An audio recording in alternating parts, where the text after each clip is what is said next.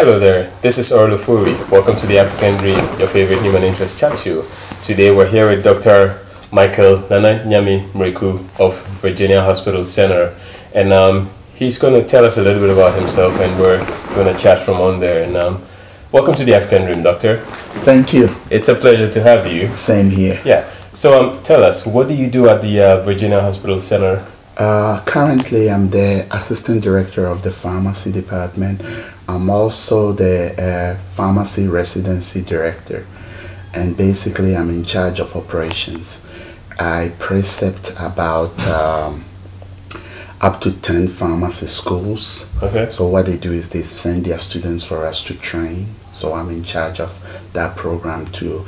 And occasionally, I lecture at Howard University Pharmacy, and also help out at Shenandoah University School of Pharmacy. You have a lot on your plate. Yeah, we are trying.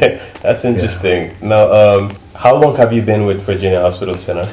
I've been at Virginia Hospital Center for about 14 years. Okay.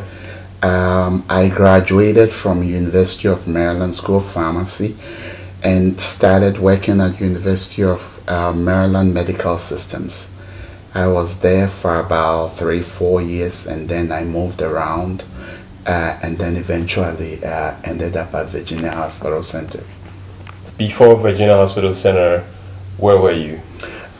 Okay, so now let me give you the detail. Right. I graduated from University of Maryland School of Pharmacy in 1998, and then I started out as a staff pharmacist at the University Hospital. Mm-hmm.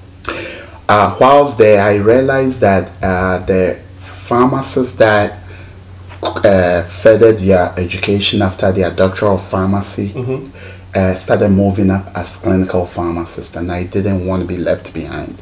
So I went back to school to do my master's in information technology. And right after I finished that, I moved. Since I was a staff pharmacist at a University of Maryland, I decided to look for a job as a computer support pharmacist. Right. So I was lucky to get a job at Prince George's Hospital. So I was employed there as their IT pharmacist. Gotcha. I did that for a couple of years, but then I realized in the pharmacy world, the clinical person is still the person that makes the key decisions. So I decided to explore, and I took a position briefly, a 1-year position at NIH, and the National Cancer Institute actually. Okay. And I did that. It was a research position, but I realized that wasn't my forte. I didn't really like the research aspect. I'm still a clinical person. So I was fortunate enough to get a job at Virginia Hospital Center. Right. And there they actually hired me as the pharmacy clinical coordinator. So I did that for about 3-4 years, and then the opportunity came for me to move up as the assistant director of pharmacy. At that time, I realized I did not have any experience in management, so I decided to start school again whilst working, and so I did my PhD in organization and management. And then after that, also in our world, credentialing is very important. Right. So I went ahead and did my board certification in nutrition and another board certification in pharmacotherapy. Now, you teach also occasionally at Howard University. Yes. How did that happen? How did that come about? It's mostly the pharmacy program in the US. Their last year is mostly practical. What they do is they send the students to the various centers, whether it's a hospital or a retail pharmacy, right, to learn the trade firsthand. So, like as I said earlier, I'm a preceptor to a lot of the pharmacy schools, namely Howard University, Shenandoah, VCU, Creighton, New England School of Pharmacy. So what they do is they send their students to us, and we also attend conferences. So I guess along the line somebody looked me up online, found out my specialty in nutrition, and they decided to invite me to come over and do that lecture. So at least 1 or 2 times a year, I go around and do those lectures for the schools. Do you enjoy it? I do. I do really enjoy it. And here is the reason: I believe in giving back. Right. Frankly, I've really revolved since I finished school.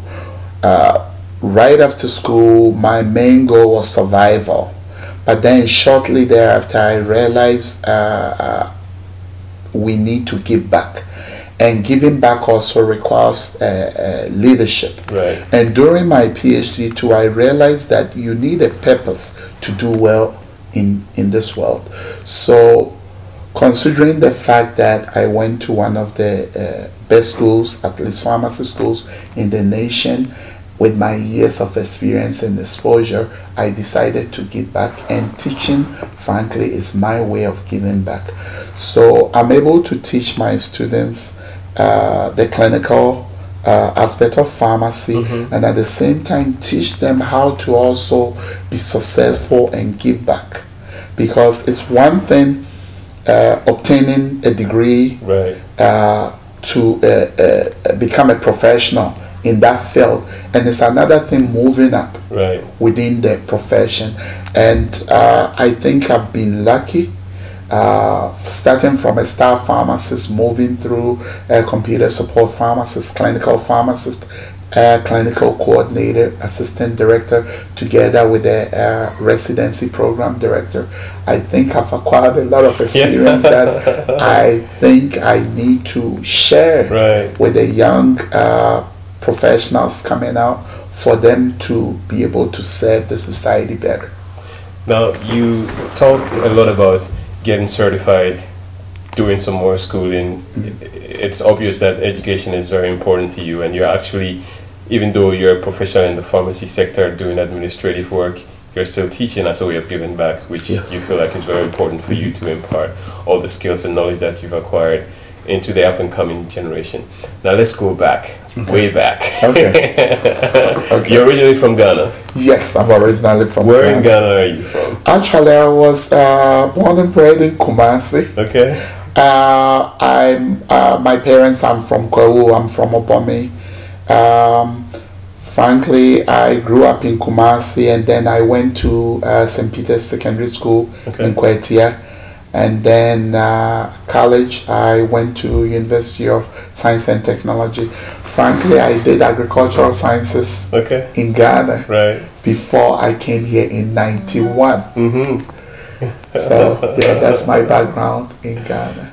Let's look at Ghana right now, vis-a-vis what you do over here. If there was any way that you could, give back, or if there was anything that you could advise maybe the government to change, as in do or not do, to enhance maybe the pharmacy or the healthcare sector, what would that be?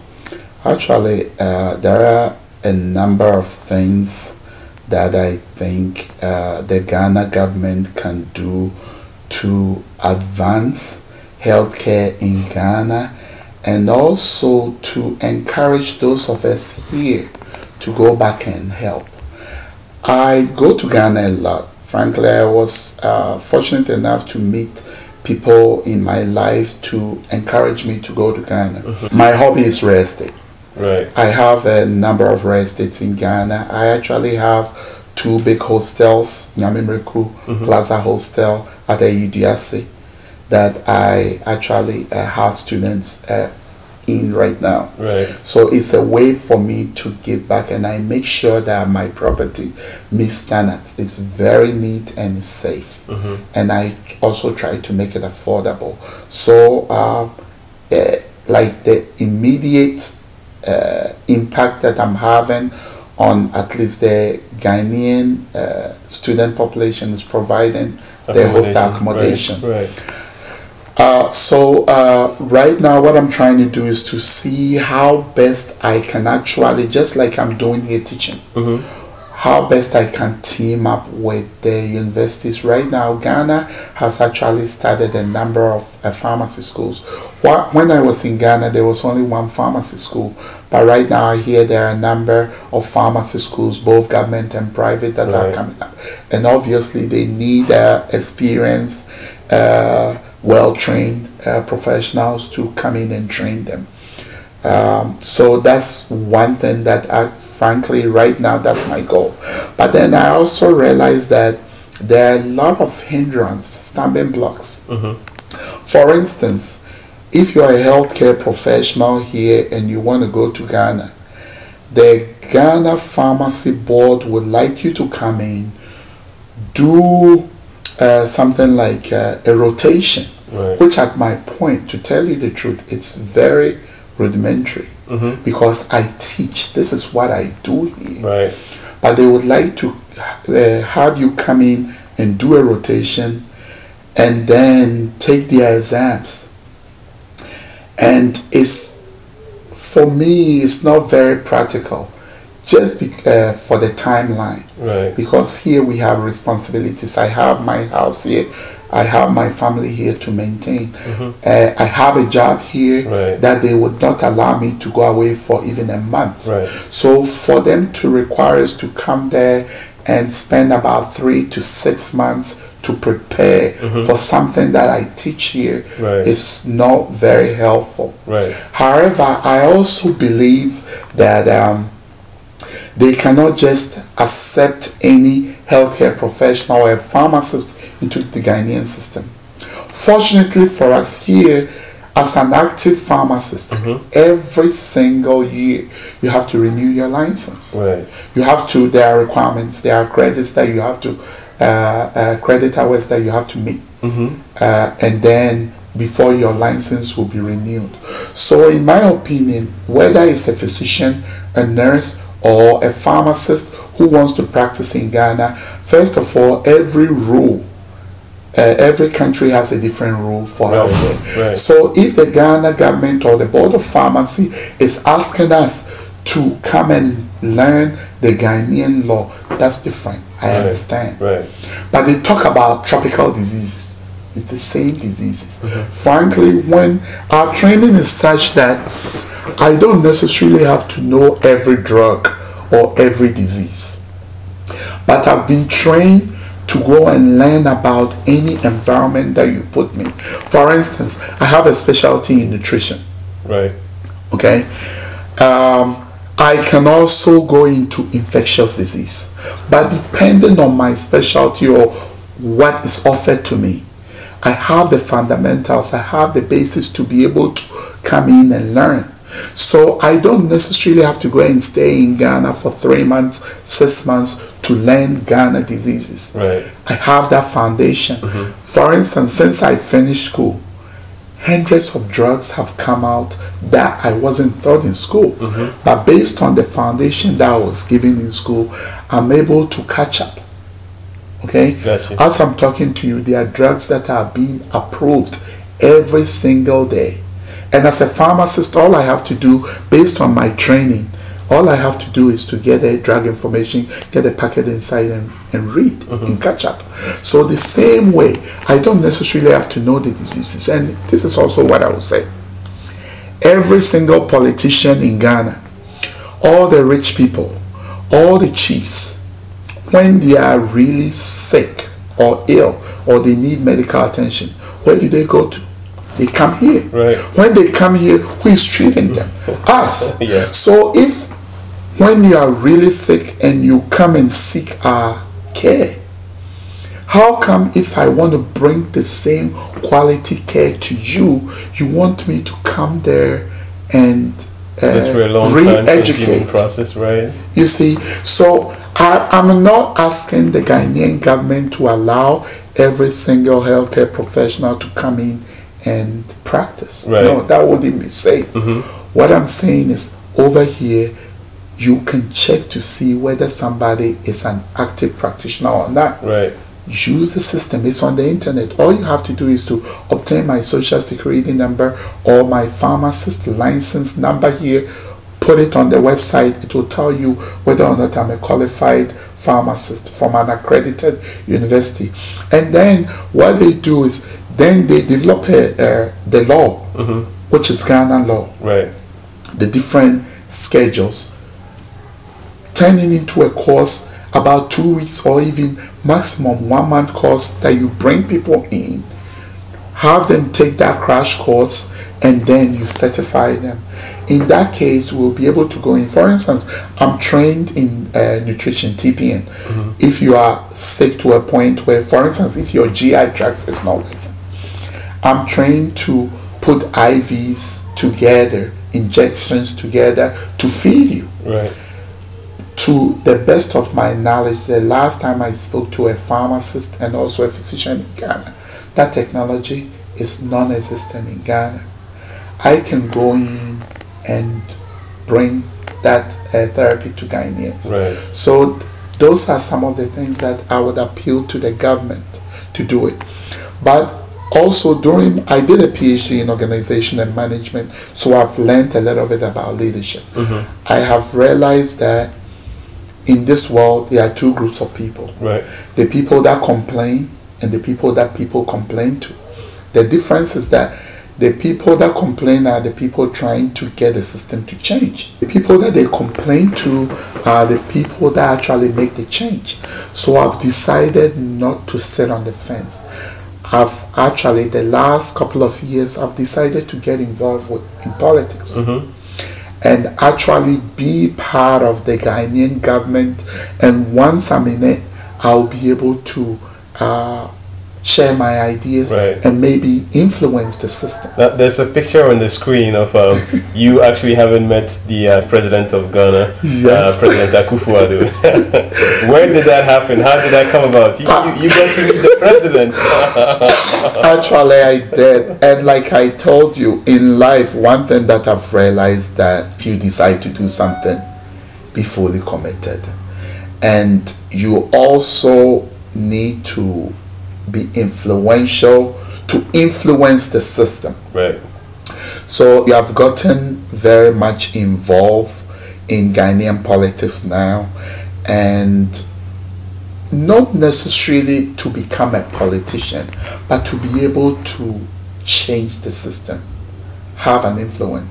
So since I've gotten involved with the local politics, I'm in touch with the current MPP chapter in Washington, D.C.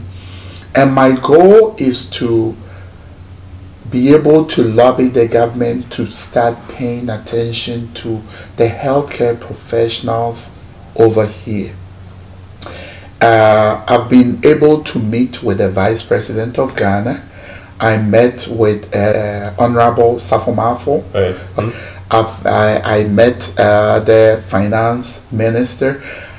What I'm trying to do is to establish relationship with all these powerful people. Right. And then once they know me and they know what I can bring to the table, hopefully I'll be able to get them to listen and tap into the resources that they have here. For instance, at Virginia Hospital Center that I work, there are a number of Ghanaians in very high positions, clinically.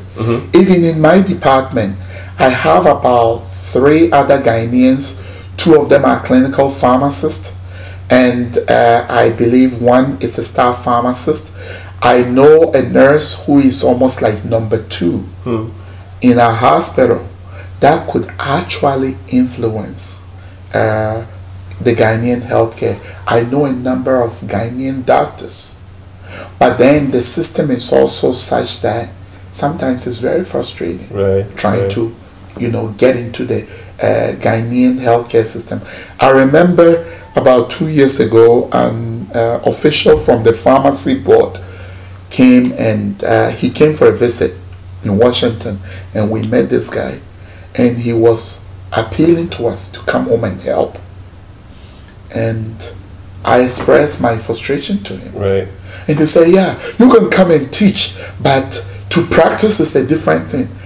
And my question to him is, if I'm good enough to train the students, the future pharmacists. Why can't I practice pharmacy? Right. And whilst I'm there, I'm a very practical person. Whilst I'm there, I need to make a living. Right. To both support my family here and also support my family in Ghana. So if I cannot come to Ghana and practice pharmacy to make money to support myself, then it becomes extremely difficult for me to impact my knowledge into it's like you've been given an opportunity to help, but your hands have been tied. Exactly. And sometimes when I speak like this, I'm very plain. I just tell you what I think. Right. Yeah, a lot of people are like, oh, you are in for the reward. No, I need to feed my family. Right. It's obvious. It's plain and so simple. And I'm not asking for handout. All I'm saying is that I'm an experienced certified pharmacist here in the US. Give me the opportunity for me to come and practice the same high level of pharmacy. Right. I'm not saying that the pharmacists in the US are smarter than pharmacists in Ghana. No. I went to Tech. I know what it takes to even get into either pharmacy school or medical school in Ghana. But the exposure. Right. We have exposure.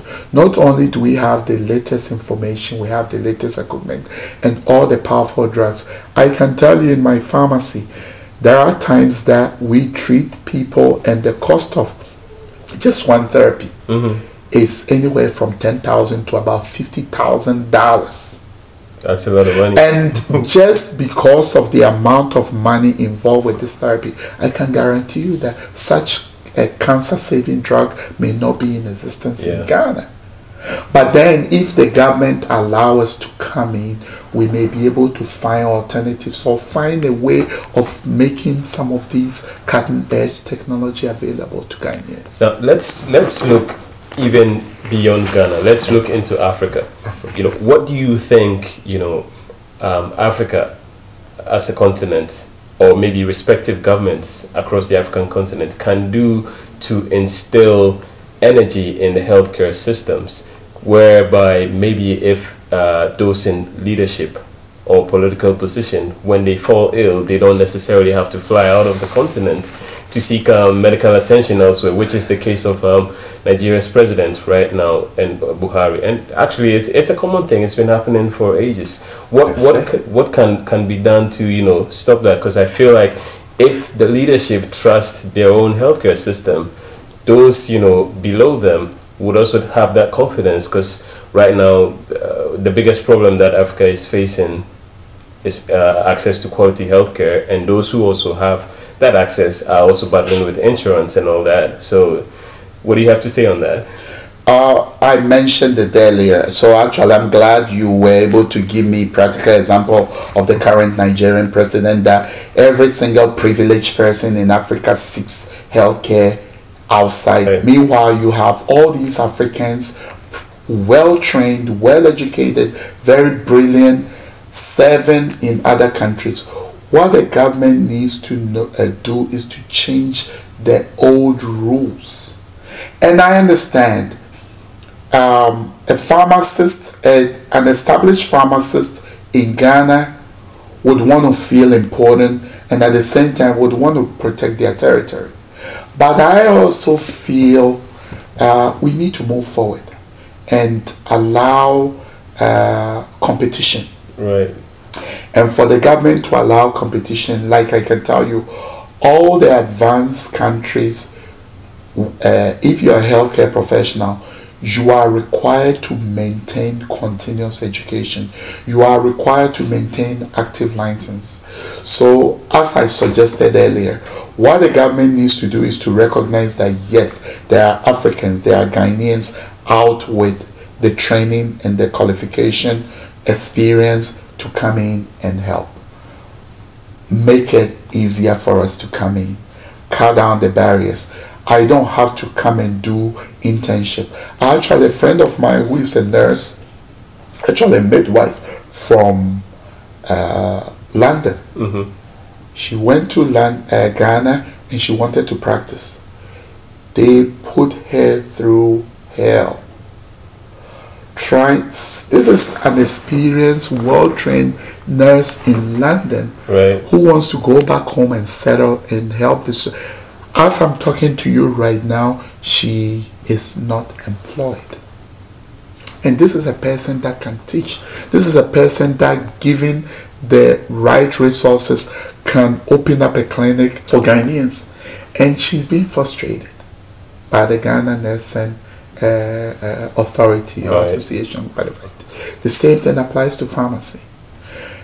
My goal, though, in life, I have realized that, I told you already, there are two groups of people. The people that complain and the people that people complain to. I always want to be in the group that people complain to. Why? They have control. That is why I'm getting involved with politics. When I'm sitting at the table, I can help make a decision. Right. When I'm coming from outside and I'm begging somebody to change the system, it's difficult. So I would also appeal to the African healthcare professionals over there. We tend to think our governments needs us and they have to attract us. We need to come out of that mindset. We also need to know that it's an equal opportunity for us. Right. Apart from the opportunity for you to serve your people, there is actually money and advancement to be made when you go back home. So I would also encourage us, you don't necessarily have to take the path that I'm taking, like getting actively involved in politics. You can lobby. You can influence the government. You don't necessarily have to be NDC or MPP. You can be a neutral person. For instance, I'm a member of the Ghanaian Pharmacists Association here, and I'm trying to impress upon the group to start lobbying the government. Go straight to the top and tell them, we are Ghanaian Pharmacy Association. Right. This is what we can bring to Ghana. Here are our problems. Help us change it. My main problem is the credentialing. It's too rigorous. I'm not scared of taking a test, but frankly, it's a waste of my time. Yeah.